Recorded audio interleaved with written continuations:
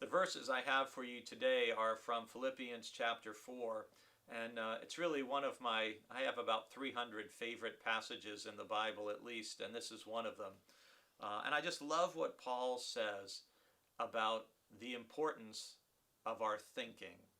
He says, "Finally, beloved, whatever is true, whatever is honorable, whatever is just, whatever is pure, whatever is pleasing, whatever is commendable, if there is any excellence, and if there is anything worthy of praise, think about these things.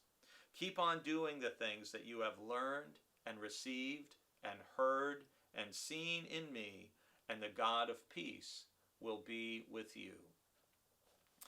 This is a passage, we used it as the middle scripture this past Sunday, that I think is so valuable for a number of reasons. One, I hear Paul as someone near the end of his life, first of all, having the authenticity and the integrity to say, look at my life and look at how I spoke, what I did, and do what you saw me do. Share what you heard me share. He uses himself as an example. And that's a high bar for those of us in our own life, in our families, in our relationships with children, for example.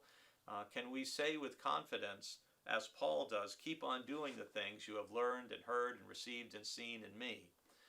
That's part of the high bar that those of us who are parents and grandparents have before us.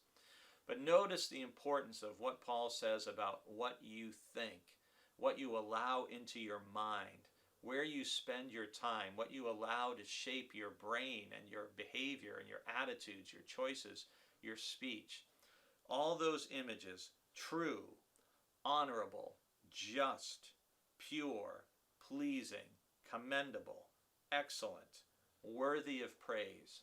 And I've used this passage, frankly, as a guide. I try to use it as something to filter what I allow into my mind, what I spend time watching, reading, listening to, because I want to focus on those things.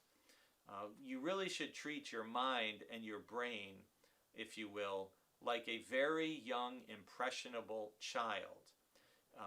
You would not just let your 2-year-old or 4-year-old child see anything on TV or on the internet. You would protect them from certain images because you'd be concerned about the negative impact. Well, frankly, you should never lose that instinct with yourself. And I urge you to think about, what do you look at online? What do you read? What do you listen to? What do you watch? Does it fit the grid that Paul gives us in Philippians 4, 8, and 9? If it does, wonderful. But if those words, pure, honorable, just, pleasing, commendable, excellent, worthy of praise, if that doesn't describe something you're reading, watching, listening to, then I would say to you, you need to think about, why are you letting yourself expose yourself to something less than that?